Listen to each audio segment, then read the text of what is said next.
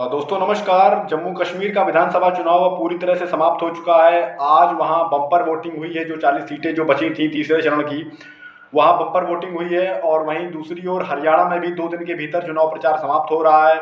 चुनाव प्रचार के आखिरी दिनों में सभी राजनीतिक दलों ने अपनी पूरी ताकत झोंक रखी है। दोस्तों आज यानी दिन मंगलवार को एक और जहां राहुल गांधी हरियाणा के जाटलैंड में थे, वहीं दूसरी ओर प्रधानमंत्री नरेंद्र मोदी दक्षिणी हरियाणा में थे।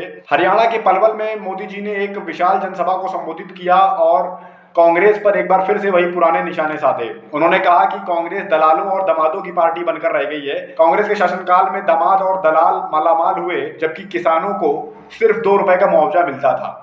एक बार फिर से वही पुराने निशाने।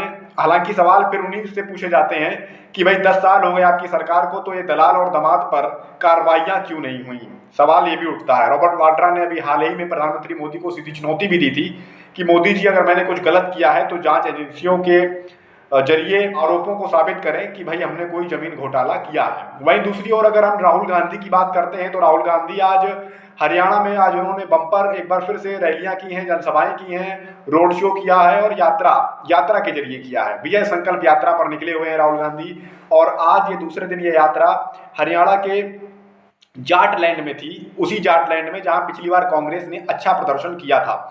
और आज अगर हम इस यात्रा की बात करते हैं दोस्तों, तो ये बहादुरगढ़ से शुरू होती है और शाम होने तक सोनीपत के गोहाना में आकर ये यात्रा समाप्त होती है।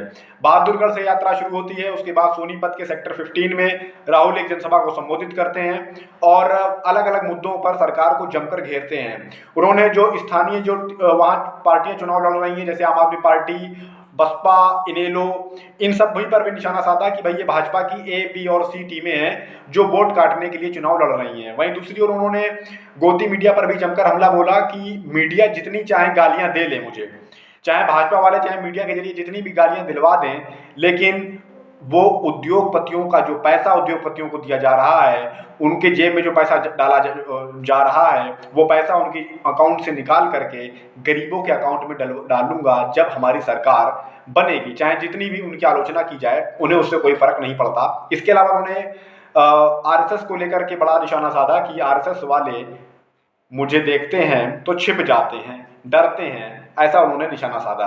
वहीं दूसरी ओर आज ये यात्रा दोस्तों खाने पीने को लेकर भी चर्चा में रही, क्योंकि अलग अलग जगहों पर राहुल गांधी ने कहीं जलेबी खाई, कहीं पकौड़े खाए, तो वहीं कहीं उन्होंने किसी के घर पर जाकर के खाना भी खाया है। देखिए कुछ तस्वीरें भी सामने आई हैं।